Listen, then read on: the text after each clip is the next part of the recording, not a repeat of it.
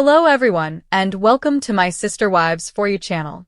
I hope everyone is having a wonderful day. Before we begin, please hit the subscribe button and give this video a thumbs up. Robyn Brown, star of Sister Wives, has shared some of her life's experiences prior to becoming a member of Kody Brown's family. Robyn typically comes out as the victim in these incidents, which she discussed on the TLC series. However, a video of Robyn discussing her financial situation recently went viral online, shocking fans with what she said. Robyn Brown provided a perplexing account of Sister Wives. Robyn Brown, the youngest and fourth wife in this Sister Wives marriage, remained true to her account of her first marriage. Fans, however, found this scenario difficult to accept. She married her first husband, David Jessup, with the intention of having sister wives before she married Kody Brown. Robyn referred to her first marriage as polygamous, although she never had any more spouses. Thus, she never progressed past the monogamous stage with her ex-husband. Robyn claimed that they never took on another wife because her marriage was fragile. Robyn's illusionary knowledge of polygamy. Her justification of a bad marriage as the reason for not bringing other wives into that marriage was not accepted by the Sister Wives audience. They might have bought the narrative if Robyn hadn't stayed long enough to have 3 kids with the man who wasn't her ideal parent or spouse. However, Robyn gave a variety of polygamy-related recommendations. Even though she entered her first marriage seeking the polygamous lifestyle, the other wives in the last several seasons implied that she had little experience living with sister wives. A victim of the financial mess? Robyn discusses her financial situation when she joined Kody's family in a video that is making the rounds online today. After taking on the debt from her previous marriage, Robyn joined the family. In a couch session years ago, she was asked why she believed it was the most amicable way to handle her divorce. To keep the peace, she clarified, she assumed the responsibility of the debt. Additionally, she expressed her desire to avoid a legal battle. She went into more victim mode after that, though. She gave an account of her experience. According to Robyn, she had been accustomed to providing for her children's food and paying her bills until that point. Sister Wives, collections of Robyn.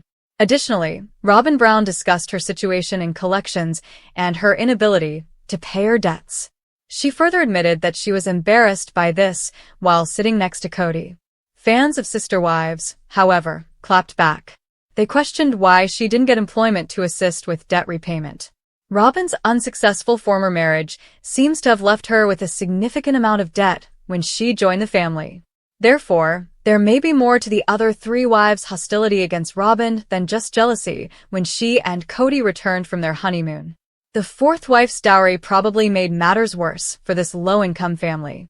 Fans believed that Kody and his previous 3 wives absorbed that debt into the family finances, even though this has never been verified. Therefore, Robyn's revelation from the TLC series years ago is still making the rounds online if you missed it. It serves as a helpful memory of how Robyn Brown joined the Sister Wives cast while carrying some bulky bags.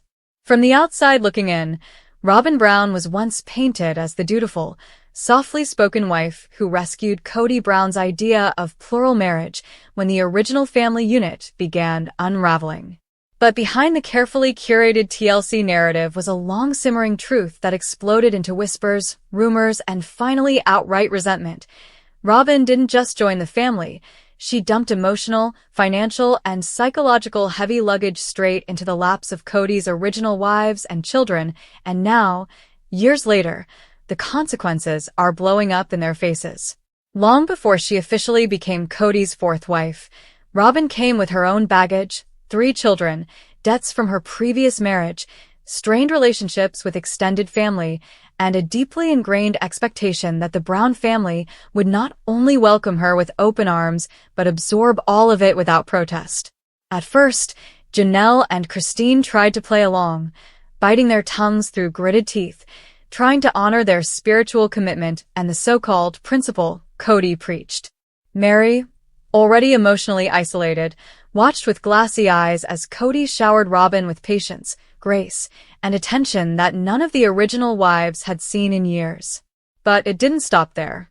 Once Robyn legally married Kody, partially to allow him to adopt her children, everything shifted. Suddenly, The family finances were being restructured to account for Robyn's children's needs. Suddenly, the shared pot that had once stretched tightly to feed, clothe, and support 18 children and 4 wives was being redirected disproportionately to support Robyn's household, her online boutique, her medical bills, her endless needs. The moment Robyn handed over her debt, Kody accepted it without blinking, and that was the moment the other wives realized they weren't partners in a family anymore. They were background extras in the Robyn Brown show. And that luggage she brought wasn't just emotional, it was literal. Janelle has since admitted that Robyn's arrival marked a turning point, not just spiritually, but logistically. "We had to move things around to make her life easier," she once hinted, referencing how the family's carefully balanced dynamic was sacrificed in the name of making Robyn feel included. But as time passed, what was supposed to be temporary support turned into permanent entitlement. Robyn's kids needed new clothes, of course. Robyn wanted a new house in Flagstaff, of course. Robyn didn't want to share her space like the other wives had for years, of course not. While Christine's kids were told to make do, and Janelle was living in an RV on dirt land, Robyn got a 5-bedroom rental in a gated community and later, a $900,000 house that became the source of growing bitterness. And what did Robyn offer in return? Smiles, tears, vague statements about missing the family, and the constant narrative that she was trying her best while acting oblivious to the wreckage left in her wake. She claimed she wanted sisterhood, but didn't lift a finger when Mary sat sobbing on couches season after season.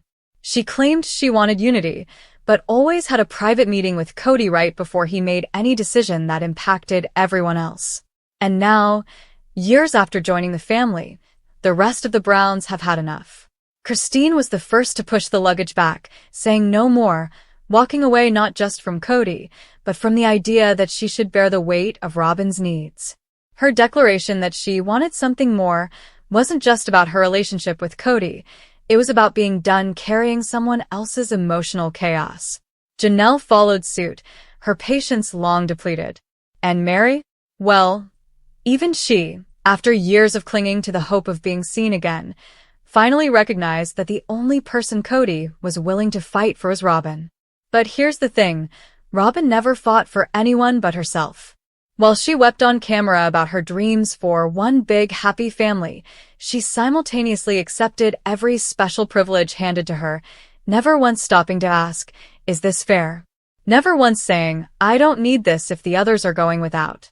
And now, the heavy luggage she once unloaded is finally being thrown back at her feet. During the infamous season 20 property redivision fight, Janelle openly questioned the money trail behind Robyn's house. "Where did that come from?" she asked. "Because I sure didn't get a dime for my setup." Christine jumped in too, saying, "We all made sacrifices, except one person."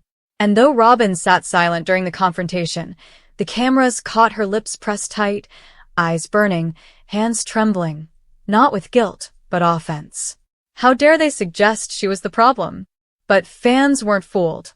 Social media erupted with side-by-side comparisons of Robyn's lavish lifestyle versus the hardships endured by Christine's and Janelle's kids. Viewers resurfaced old clips where Robyn sobbed about feeling left out, right before moving into a private mansion. Reddit threads were flooded with theories that Robyn had intentionally manipulated Kody's affections from the start, using her tears and soft voice as weapons of control. And whether or not it was calculated, the pattern was undeniable. Kody only prioritized her, and the cost of that was everyone else's happiness. The emotional luggage Robyn brought into the family, insecurities, entitlement, passive-aggressive tears, and financial dependency, was never hers to carry alone, and so she didn't. She let the entire family suffer the weight of her presence while pretending she was the one being victimized. The sister-wife role she claimed to value? She never truly stepped into it. And now, with the family fractured, the show crumbling into uncomfortable reality, and Kody himself lashing out in all directions, the blame has shifted. Not just to Kody, but to her. To the woman who dropped heavy luggage in everyone's lap, refused to carry her own burdens, and now seems shocked that no one is willing to help her lift them anymore. And with rumors flying that Robyn is considering stepping away from the show and possibly even the marriage, some wonder if she's finally realizing what everyone else already knew, that when you come into a family asking for unconditional support without offering it in return, eventually people get tired of holding the weight. The Brown family is no longer carrying Robyn's luggage. They've left it behind. And this time, she'll have to carry it alone. But the problem with Robyn's luggage isn't just the financial weight, it's the emotional toll that came with her insistence on playing the victim while controlling the narrative. When Robyn entered the family, she didn't integrate into a complex, decades-old system of cooperation and compromise. Instead, she positioned herself as the exception to every rule the other wives had painfully followed. Christine, who spent years raising children in a cramped space, cooking for a dozen mouths, and sharing everything from affection to air, watched in disbelief as Robyn immediately demanded privacy, preferential treatment, and her own home away from the others. Janelle, who had been the family accountant and the practical glue that kept the chaos semi-functioning, saw how quickly family funds were rerouted to Robyn's needs, her children's private schooling, her retail ventures, her cosmetic upgrades, all under the justification that she was new or trying to catch up. Even Mary, who was barely hanging on emotionally, had to sit through Kody defending Robyn's behavior episode after episode, sometimes at the expense of Mary's mental health. Over time, it became apparent Robyn hadn't just brought a suitcase into the family, she'd brought an entire moving truck of expectations, and she was perfectly fine watching others break their backs to unload it while she stood by with crocodile tears and a dainty tissue. What made things worse, and what continues to enrage longtime fans and family alike, was Robyn's insistence that she was the only one truly trying. In nearly every on-camera group meeting, when tempers flared and the original wives expressed frustration over broken promises and emotional neglect, Robyn would sigh heavily, bat her eyes, and say things like, "I just want a functional family," as if the dysfunction hadn't exploded after she arrived. She never acknowledged how Christine slowly crumbled from resentment, how Janelle turned numb, or how Mary's isolation became her identity. She never looked those women in the eye and said, "I benefit from this imbalance." Instead, Robyn hid behind her delicate demeanor while passively enabling Kody's worst behaviors. Whenever he lashed out, blamed the other wives, or canceled family traditions, Robyn never stood up to him. Not once. She never said, "Kody, that was unfair," or "You're hurting them." Instead, she kept the peace in her own home, so long as her household remained untouched by the emotional carnage. It was always about protecting her bubble, even if it meant the rest of the family had to suffocate. And now that bubble has popped. Kody's meltdowns have grown more frequent, more erratic. He's burned bridges with nearly every one of his older children, some of whom now openly say they want nothing to do with him. Garrison is gone. Gabriel is estranged. Paydon has gone public with his disdain. Michaelty, though cordial, keeps her distance. The unified Brown family that Robyn once claimed she desperately wanted has completely disintegrated, and the rest of the world is starting to see what the original wives have known for years. Robyn's entry into the family didn't unify anything. It drove a wedge so deep that not even spiritual glue could hold them together. And yet, even as the family structure lies in ruins, Robyn is still crying on camera, confused and heartbroken that the others gave up. But from Christine's point of view, they didn't give up. They just stopped pretending that carrying Robyn's luggage was their duty. And let's not forget the financial baggage. There are countless fan-led investigations into the property records, mortgages, and income disparities between the wives. Robyn's $900,000 Flagstaff home, the one she claimed was necessary for her children's emotional security, stood in stark contrast to Janelle living out of an RV, scraping by on her own income. Fans went ballistic when they learned Robyn's name was attached to more than one shared account. Allegations swirled that Robyn had access to money meant for the whole family. Even Mary, who has built her own business independently, quietly resented the fact that Robyn never once stepped up to financially contribute in a meaningful way. Her My Sister Wife's Closet business flopped early, and yet Robyn didn't return to the workforce, didn't hustle like Janelle or Christine. She stayed at home, waiting for Kody to play her hero, and when he did, she played the role of the grateful princess while silently letting everyone else foot the bill. Now, viewers are calling her out, and so is the family. Season 20 has become an exposé on everything that went wrong.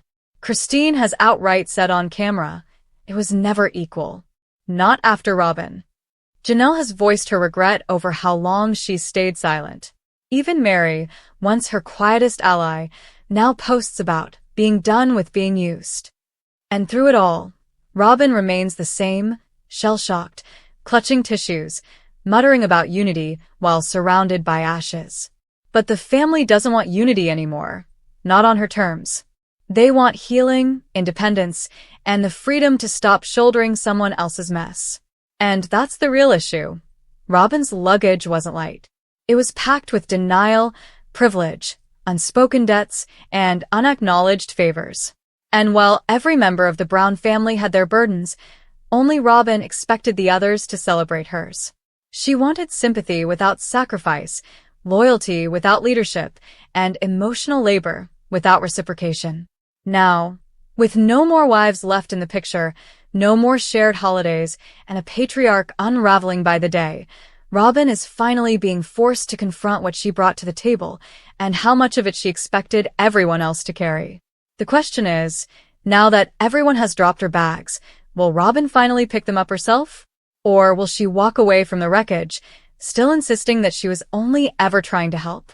Either way, the Brown family is done being her bellhop. The heavy luggage? It's still there, but no one's carrying it for her anymore.